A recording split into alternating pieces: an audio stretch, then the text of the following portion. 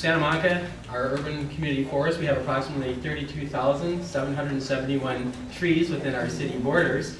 And in addition to the quality of life and environmental benefits that we're all aware of, the city staff has estimated the value to be somewhere between $75 million and $140 million in the community. So we're here to talk about something actually very important to all of us. We're going to start the evening with 3 questions that have been given to the candidates in advance. And we did that in part because you're judging these folks on how they'll do as city council members. And as a city council member, you get a staff report, and part of your challenge is what you do with the information already presented. So we thought in this way we could get the most informed answers to the original questions. And then after that, we'll take questions from the audience. And the question is, what does urban forest mean to you in the context of Santa Monica? To me, urban forest is the various species of trees that we have in the city, and how we interpret what forestry is. In order to beautify our city, we've got to have different species of trees. Right now, we have trees that are not indigenous to this city, but are from other places. And we also have trees here that should be indigenous to the city. A regulation of an urban forest is very important to all concerned, because we have a city here that's looked on as a paradise by everyone who visits it. And we should keep it in that venue. To disturb the urban forest in any way at this time, I believe, would be tragic, because people come here to visit. We have millions of people coming to this city during the summer especially, and we should absolutely keep this the way it is unless a change becomes extremely necessary. Thank you. Our next candidate is Ken Genzer. Well, I look at the urban forest as one of the critical elements of that essentially makes up the soul of the city, both in terms of its character and in terms of its physical environment. Urban forest to me is more than the city's trees. It's also the trees on private property. It's the entire tree canopy and undergrowth. And as Mr. Silverstein just mentioned, much of it isn't indigenous to this city. Much of it is man-made. I think we have to recognize that as man or women develop this urban forest, a lot of decisions were made ad hoc. And as research moves forward, we have to understand that we need to manage this to make it thrive and grow. I think it's critical for the city to take a very active role in that, both with its own trees and also to preserve trees on private property that are significant for the community. Part of that is doing this in an environmentally sound manner so that the trees, so that we don't induce problems that can wipe out our forest. And I see our 15-second card coming up, but I think that this is just a critical element, just as is our beach and ocean and beautiful environment. Thank you. Next is Ted Winterer. My perspective on our urban forest comes from serving as a Recreation and Parks Commissioner. In recent years, we've realized that it's very hard to find available land and to pay for it to create new parks. So we started focusing on our streets as park space and creating ways for an enhanced pedestrian realm that provides environmental benefits through stormwater management, through opportunities for bicycling and walking, etc. And of course, a healthy, vital, mature urban canopy is an integral part of that sort of park-like experience you get from the streets. So I have to see the trees as very important for our urban environment, particularly for the benefits they provide in terms of reducing our CO2 emissions, as we have to comply with State Bill AB 32, which requires us to reduce our greenhouse gas emissions by, 25% in the next 12 years, and as a means to manage our stormwater more effectively. And I think above all, it's a connection to our natural habitat. It's habitat for wildlife. Just the other day I was on Adelaide and I saw a great horned owl on one of the trees there. It reminded me why our trees are so important to us. And we are blessed here in Santa Monica to have such an intimate relationship with nature, and the trees are a very important component of that. Thank you. Our next candidate is Jerry Rubin. Thank you very much, Mayor Michael Feinstein. Thank you. I want to thank all of you for coming here. I appreciate the work that Treesavers has been doing. I hope that We will get an urban forest commission. I know that's another question, and I'll speak about that in more detail. To me, urban forest is, of course, our beautiful trees and the great canopy of trees that we have. But it's more. It could be the hedges, which is such a controversial issue.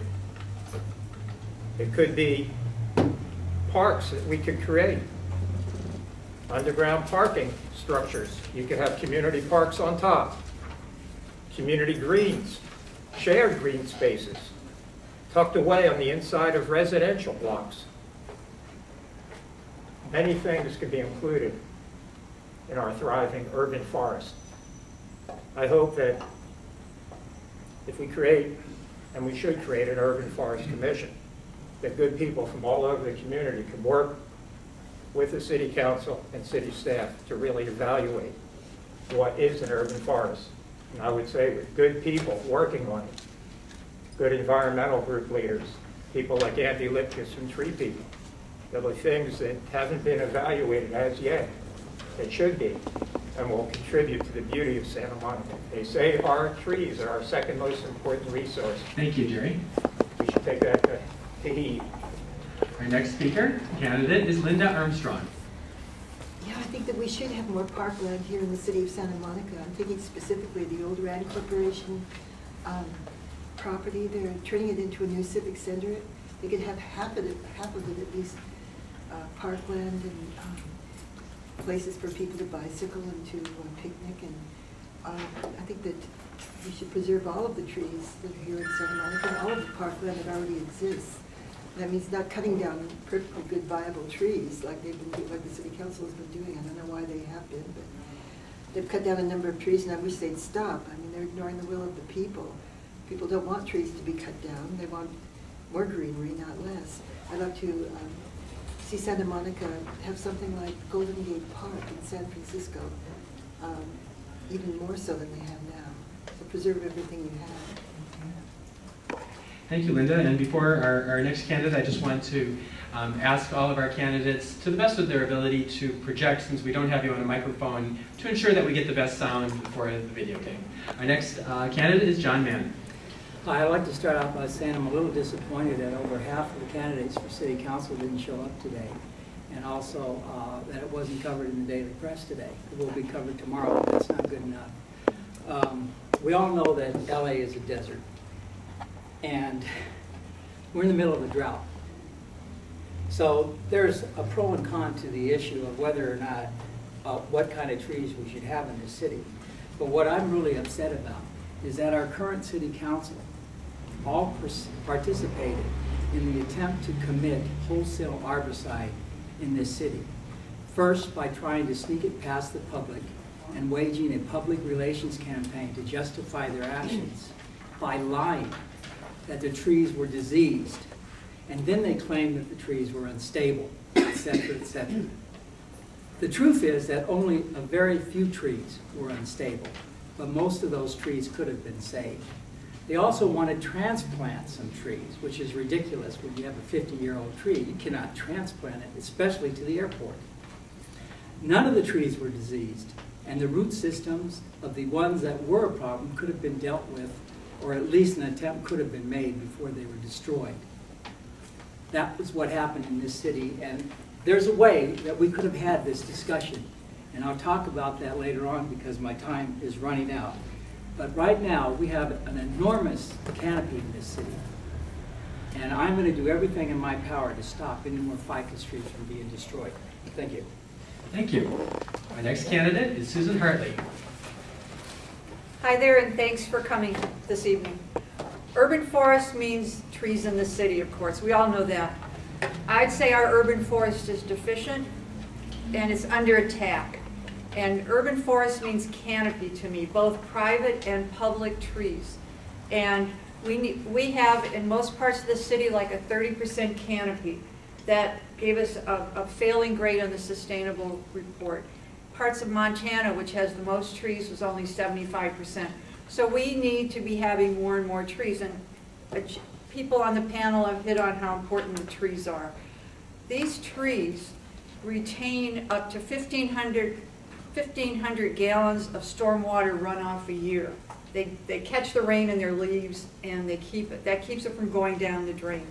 They not only produce carbon dioxide, but they suck in the carbon monoxide. They're for the wildlife habitat. I saw a falcon the other day. And the heat island effect. We talk about with the drought and global warming. You walk along any street with ficus trees and you're in the shade of a ficus tree and it's cool. You get out of the shade of that ficus tree and it's hot. I think what happened with the trees on 2nd and 4th is criminal.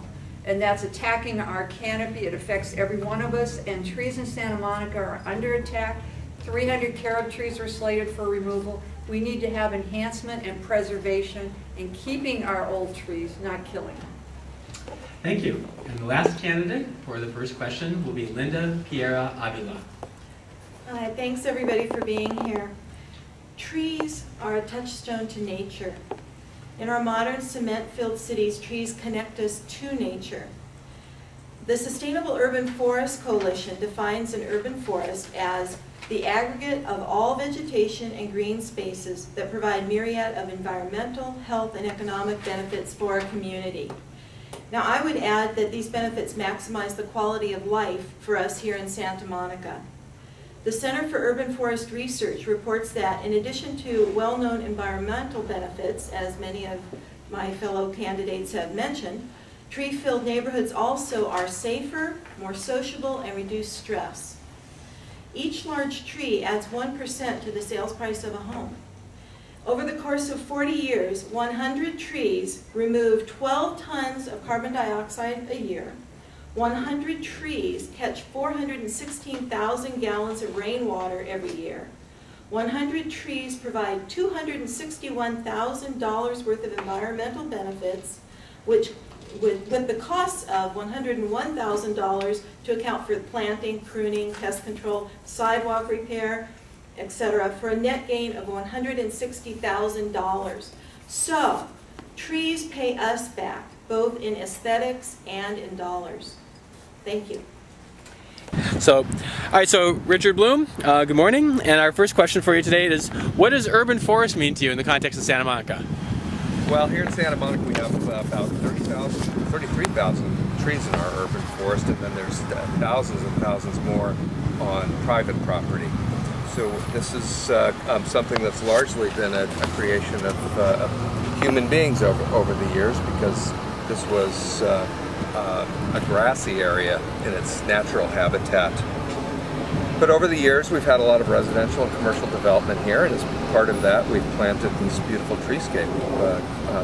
Turns out we've made some mistakes along the way, and we haven't planted enough variety of trees in the city. That's something we really need to be looking to correct as trees end their natural lifespan and we replace them over time. So the urban forest here has really become part of the fabric of our community. It's something that everybody sees and appreciates in Santa Monica just as much as we appreciate all the other great aspects of our environment. The ocean, the beautiful weather that we have, the relative lack of pollution that we have in the city. It's something that we need to hold on to, preserve, and improve over time. Urban forest to me is the total picture of Santa Monica, which should be trees, should be shrubs, should be a lot of landscaping. I'm one of the advocates of landscaping and always have been.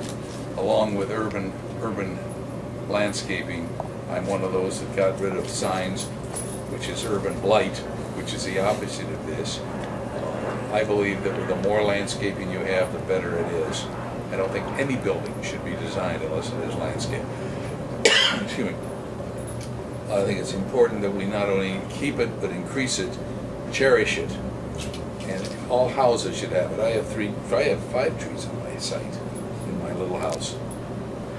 I think the important thing for when you landscape anything, especially in Santa Monica, pick your plant life. Pick your plant life not only from maintaining it for sustainability, with the least amount of watering, etc., but also to keep it. Pick hardy plants that aren't going to go out in a year or two and then last a long time. I have jacarandas, I have white birch, I have behind you, which you can't see, is a Mickey Mouse bush, which is now 30 years old.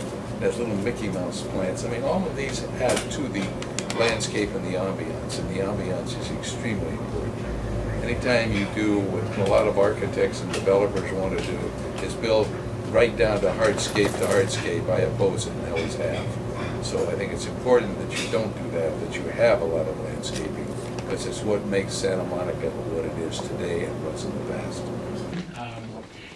Recently, the removal of trees, as we all know, in downtown Santa Monica has generated a lot of controversy, and this isn't the first time. Back in 1994, I actually got involved for the first time in this community. Many of you may know the community gardens on Main Street and Hollister, and there's a giant palm there, over 100 feet high. Well, back in 94, there was a second palm tree, and I was riding my bike home one day, and there were people out there with the chainsaws about to cut it down, and ostensibly because the tree was full of rats. As a resident who really wasn't involved in the community well enough to know who to call, I called Rec and Parks, I called council members, I called city staff, and eventually Susan McCarthy, who then was head of Community and Cultural Services, got out there, but minutes too late. And this 100-and-some foot tree had been cut down at that point. As a result of that, the City Council instituted a program that provided public notice to anybody who wanted to when there were plans for the city to cut down a tree. That practice has been in place for many years. So I bring that out simply so that we know that this issue has been on the table for a long time, and when citizen activism brings up these concerns, the city government tries to respond, and that's part of this dynamic that we're talking about tonight. So, going back then to the trees that were cut down recently in downtown and that were moved, if you are an incumbent, how did you vote on that issue and why? And if you were not an incumbent, how would you have handled the issue and why? Okay, if I were a city council person, or had I been a city council person, I would have not have allowed any of the trees to be cut down. I think it's wrong to do this. There was no reason to cut them down. I still don't know why they did this. I would vote definitely against destruction of urban forest and parkland. That's what I'd do as a city council person. Preserve rather than destroy. Thank you. Our next speaker is John Mann. Well, I was very vocal about this issue, and the reason I was is because there wasn't a public debate. They tried to sneak it past us. Now, if they had discussed this in the open, it never would have happened, first of all. That's why they tried to sneak it by. But I think there are good reasons why we could have had this discussion. We could have had it online on the city website, which I talked about in the past. What I think we have to do now, since it's too late, it's already starting, is we have to make sure that it doesn't happen to any more trees in this city without a public debate, even if it's just one little tree like the paper bark trees that were just cut down near my house on Pacific, or on Nielsen Way. Also, I think we need to plant more trees. Not just one tree for every tree that cuts down. We don't cut down any more trees unless it's absolutely necessary, but we continue to plant trees that are drought resistant. I also think, as a result of what the city council tried to do, that we need to have a total recall of the council members, every single one of them except for Kevin McEwen, because they were part and parcel of this whole conspiracy to take down our canopy, our ficus trees, and there was absolutely no reason to do it. So I think what we need to do is the tree savers have to get together, and I suggested this before on the Tree Saver website. We have to get together with other community organizations and form a solidarity committee to work together with other organizations in this city to have a complete recall of everybody on the council except for Kevin. Thank you. Thank you. Our next candidate is Susan Hartley. Well, I'm a co-founder of Tree Savers, and the reason I got involved with that was because I wanted to stop them from killing those trees. And so I would have not voted for killing the trees. They spent over $600,000 to $700,000 for killing those trees and supposedly replacing them with these small trees that will have, at maturity, 1/10 the size of canopy as those mature ficus trees. Then they spent $26,000, and Councilman Genzer and Shriver, I did a Public Record Act, and they were instrumental in getting that $26,000 brochure, that propaganda brochure, out to every resident, every place in the community, trying to explain or justify why they killed those trees.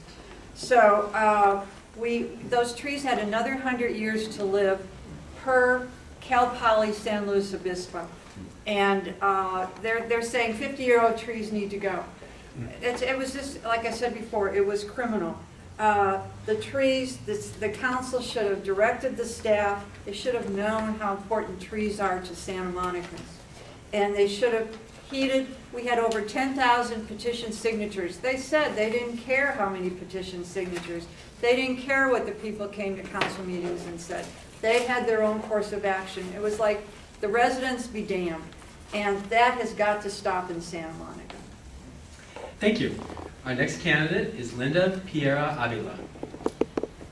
If it had been within my purview, I would not have given approval for the CEQA, that's the California Environmental Quality Act, exemption, which referred to the trees as facilities. And I did get a printout of that statement from the minutes that were on the council website. I could not find an environmental impact report, however. I would have followed the directive in our land use and circulation element, the loose plan that's going around, which states in section 13.4 that the city shall continue to enhance the tree canopy and coverage throughout the community. Further, I would have voted along with Councilmember McEwen and opposed the project based on the objection to spending, as Susan mentioned, $700,000 worth of taxpayer money to cut down healthy and stable trees. All but 3 of the trees were stable. I would have listened to the people who came to speak at council meetings requesting modification of the streetscape to preserve the trees. This possibly could have been accomplished with direct root pruning and rubber sidewalk installation, which might have also provided a permeable surface for rainwater recharging. So the Natural Resources Defense Council wanted to save the trees. Many of the merchants along 2nd and 4th wanted to save the trees. All the neighborhood groups wanted to save the trees. And 10,000 residents signed a petition to save the trees. So I would have listened to those voices. Thank you. Thank you. Herbert Silverstein. One problem with this was that the populace of Santa Monica was indifferent to what was going on. There was no passion amongst the people to fight what was going on. We stand out at the St. Monica statue every day for the last 5 months, trying to educate those people in what should have been done and why we want to save the trees. Most of the populace are unaware or indifferent. We should now continue being out there, save the trees, and not have the waste that the city government has had in cutting down the ficus trees that they did in May. It was unconscionable, it was wasteful, and it was disgusting. Thank you. Next candidate is Ken Genzer. Well, I'm not sure, but I have a feeling I might have a little different opinion than the other people who have spoken tonight. I voted for this, and unapologetically so. I think it was absolutely the right decision. I think what we ultimately did is environmentally superior. I think it will work for the longevity of our urban tree canopy in the downtown. And I think these decisions are not prone to sound bites, and if we want to have a fuller discussion, this obviously isn't the time in 80 or 90 seconds.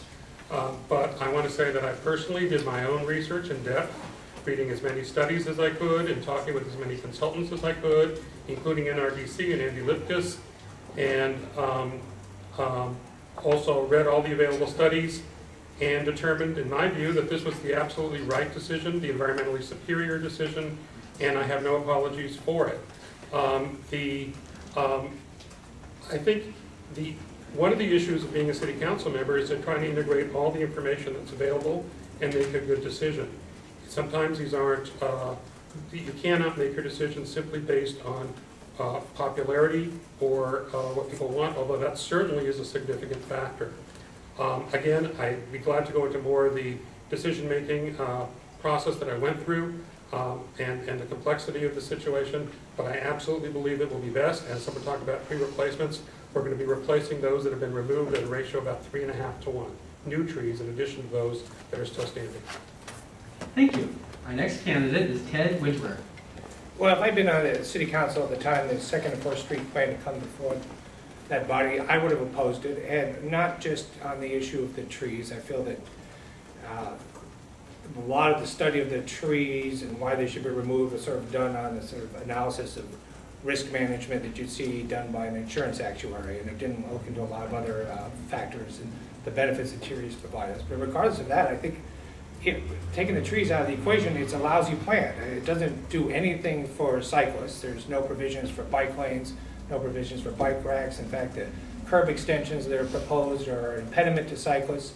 And even more importantly, there's nothing in that streetscape plan which does anything about stormwater management. There's no, and trees are an integral part of stormwater management. There's a way to build berms and swales that will channel the water into the tree wells and filter it down and replace the groundwater, and none of that is in this plan. And I just think that it's an outdated plan and it's short-sighted, and that no street projects should go forward in the city unless they emphasize sustainability in every possible aspect and look at providing environmental benefits out of these new projects. So I would have opposed it. Thank you very much. Our last candidate in this round is Jerry Rubin. Well, of course, if I would have been on the council, I would have opposed it.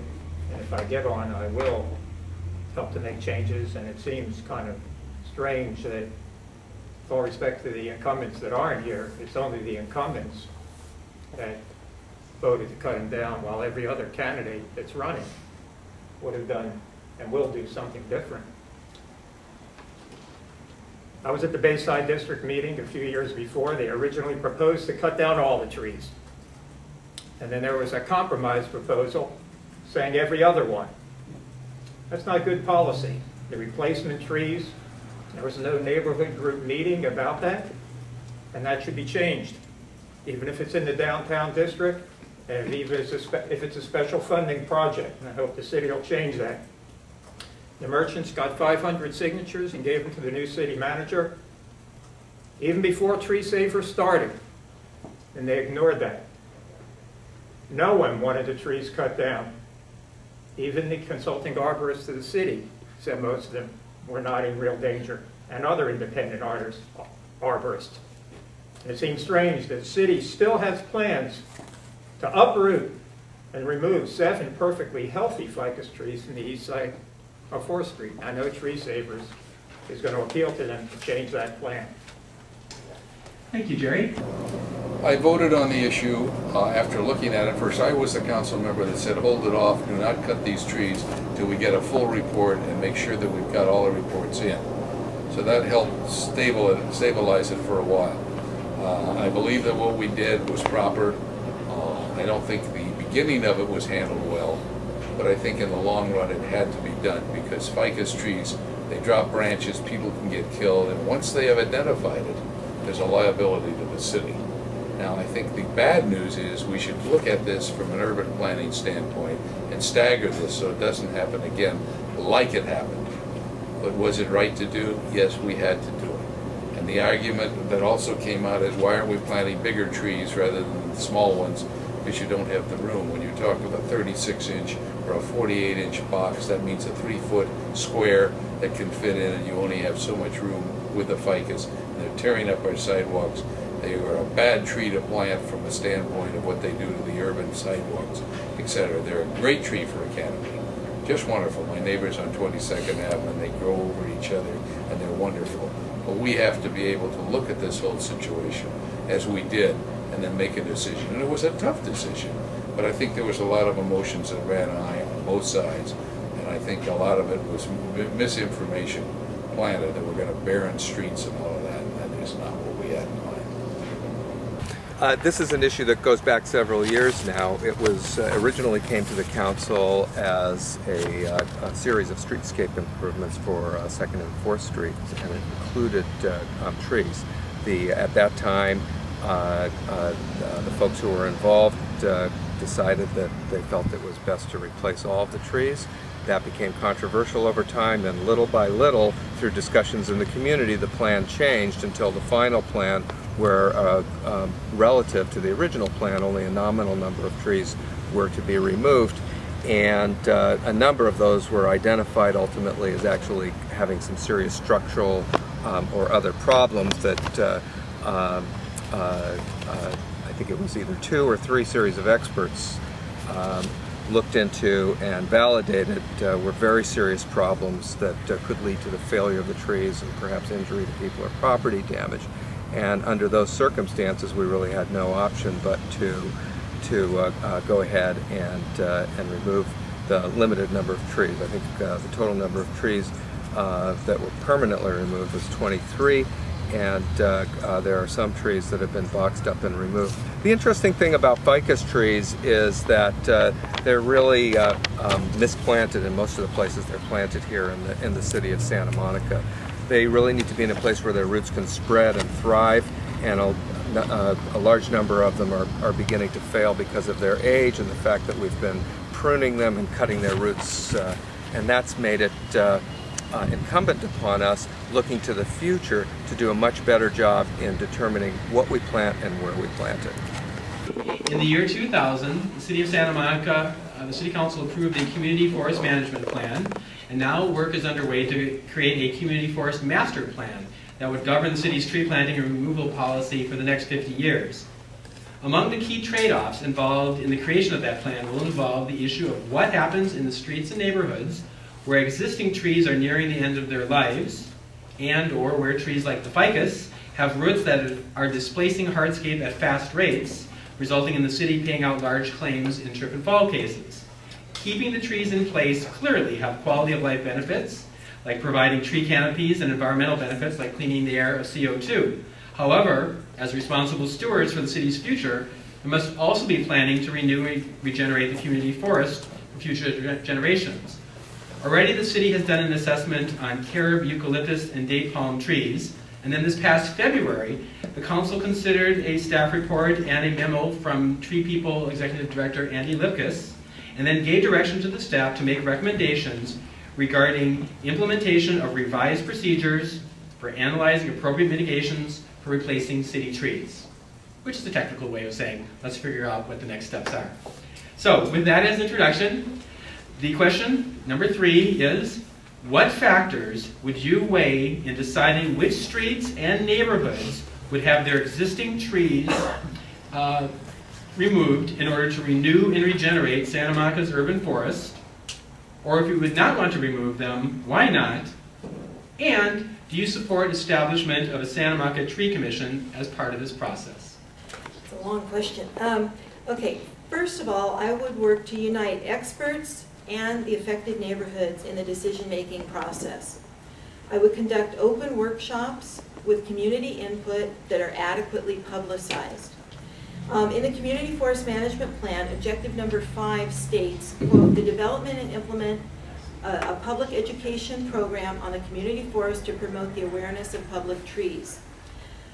Yes, I would support the establishment of a Santa Monica Tree Commission. San Francisco and Portland, Oregon both have urban forest commissions or the like, and I think it would behoove Santa Monica to have such a commission as well. Because so many citizens are concerned with their trees, a commission would go a long way towards healing the divisions that this community has recently experienced and would help prevent future conflicts. When the time comes to plant new trees, and I would say to add new trees rather than to replace, take out old trees, I would favor the addition of more trees. I would propose that the city consider planting and reintroducing some Southern California native tree species like coast live oak, western sycamore, black walnut, big leaf maple, madrone, and laurel. Resources could be the California Native Plant Society, Theodore Payne Foundation, Descanso Gardens, and Tree People. Additionally, as open space is acquired as described in our loose plan, I would propose the planting of fruit trees in community garden areas. This would have the added benefit of food production. Thank you. Thank you. Next candidate is Herbert Silverstein. I believe that a tree commission would be extremely helpful for the city. but it would be a tree commission that wasn't dominated by the city. We should have more independent people from the populace that would be on the commission, so there would be no heavy side of it. Right now, we have so many trees here that are not indigenous to Southern California. But should we plant other trees, and not so much the ginkgo trees that are so-called planned to be put in, because they're not indigenous to California. But they're the trees that also create havoc on the sidewalks by dropping fruits. The jacarandas that we have on the promenade drop their petals, and it seems that those also are something that the city doesn't want. But trees, to provide a canopy and not be the type of a tree that we would want to cut down in 30 or 40 years. We shouldn't have anything like that. The ficus trees we had are the ones that we should have kept, and we wouldn't have the problem of replanting right now. And I see the sign is up. Got 15 seconds. It's upside down. Oh, sorry, you have 15 seconds. I read it anyhow. Thank you very much. Our next candidate is Ken Genzer. With regard to the Urban Forest Commission, I do support that. I think the question really is, we need to carefully consider what are the responsibilities. You know, it could go in a couple different directions. We've got to look what's best for the city. But I think it would be very good, because not only would it be a good vehicle for additional public participation, I think it would be a good vehicle for having more accurate information out in the community. With regard to the situation that's gone on with the various tree species, I actually find it fairly interesting that, you know, eucalyptus came up on us pretty quickly. There were some real significant public safety issues in those, and I believe the city, as best I can tell, judiciously took out the ones that needed to come out. It was a very sad decision and a very hard decision, but I think that had to happen.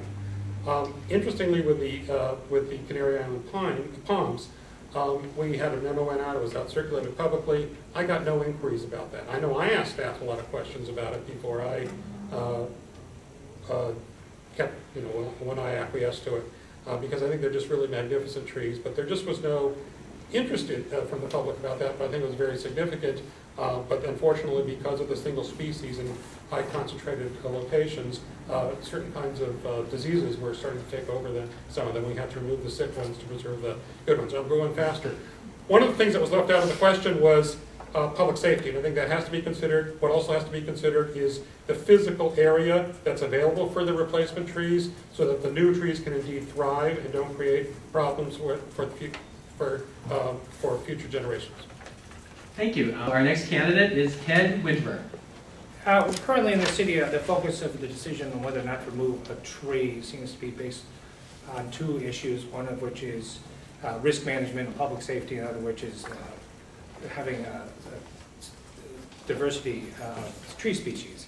And in terms of risk management, I think one thing we can do is channel all this energy, which is focused on removing trees, and put it in a productive direction. I've talked to Ward Warner about this for about 18 months. That we need to turn all these people who care about their trees into citizen foresters. And it needs to put up on the website, per the 2000 tree management plan, information about how we can take care of the trees in our neighborhood. It's still not there, and I think we could make a positive out of all of this and get people out there and nurture our trees so that they don't get to the state where they need to be removed because they're unhealthy and pose a public safety risk. I do find the argument in terms of having species diversity very compelling. As Ken mentioned, the issue with the fusarium and the Canary Island date palms, it just devastated those trees, swept through it, and we do need to have a diversity of trees in our urban canopy. I think that's a good way to look at trees.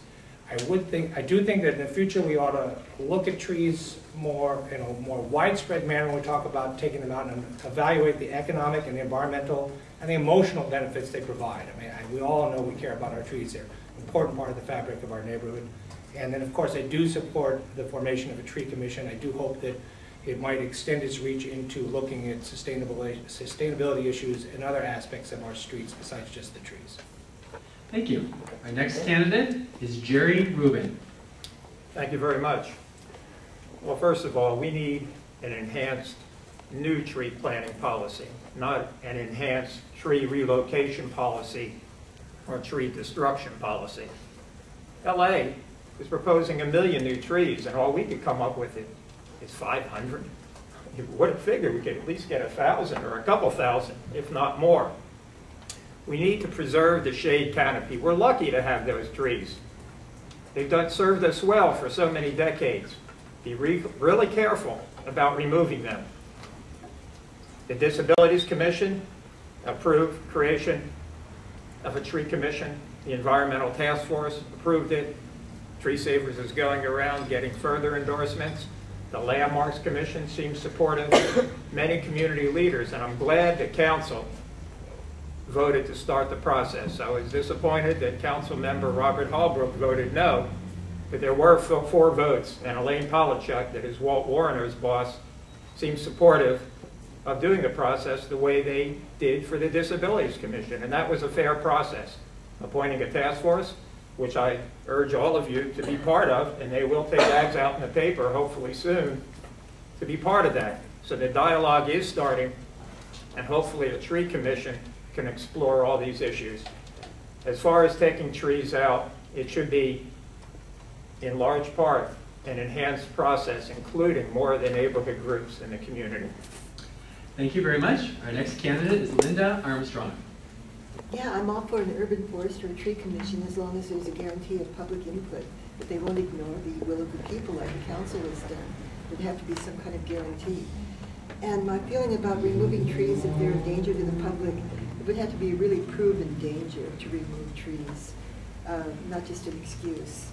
And they'd have to prove somehow that indeed the tree that is in question is some sort of a danger to people walking by, maybe tripping over the roots or whatever. But they should do everything they can to save the tree and to make the area around it safe. Cutting down trees should be a very last resort, and it would have to be some proven danger before they do such a thing. Thank you. Our next candidate is John Mann.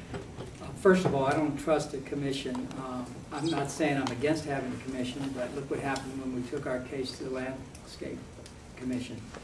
What I think we need is a public debate. I said that before, and the way I would set it up is online. I want the city, since it's such a wealthy city and we provide so much for other people in the city, we should provide something for the residents. We should provide a free Wi-Fi, broadband access to everybody who lives, works, and goes to school in Santa Monica, and link it to the city website with an online public interactive forum, broadband, so anybody can go online and have a public discussion about the trees and any other issue that concerns the citizens and residents of this city.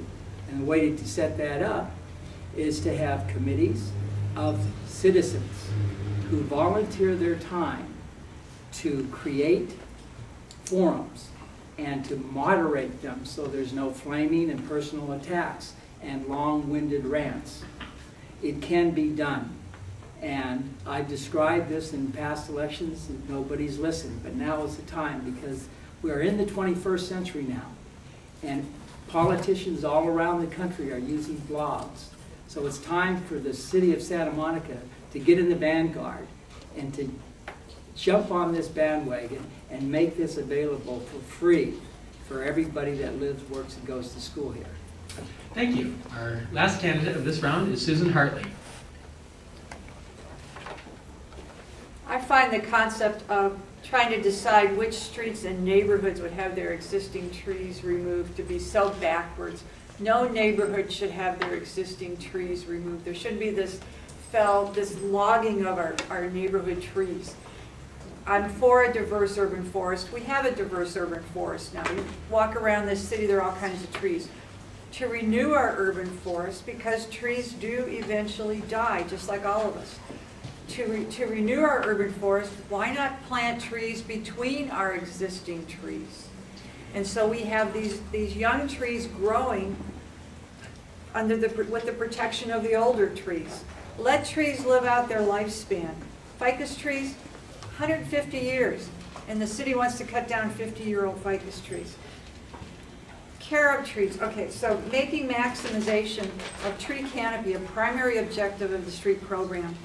And look at establishing regular ongoing community programs regarding our urban forest, emphasizing street tree care and maintenance. Care of trees are very drought tolerant. Did the city ever tell anybody don't water your carob trees? No. They only told them we need to cut down 300 carob trees because their roots have been damaged. For a tree commission, that's all well and good, but I'm for a new city council. You can have a tree commission and the city council will still vote to kill the trees. We're going to have 4 more years of that unless we change our council. Thank you very much.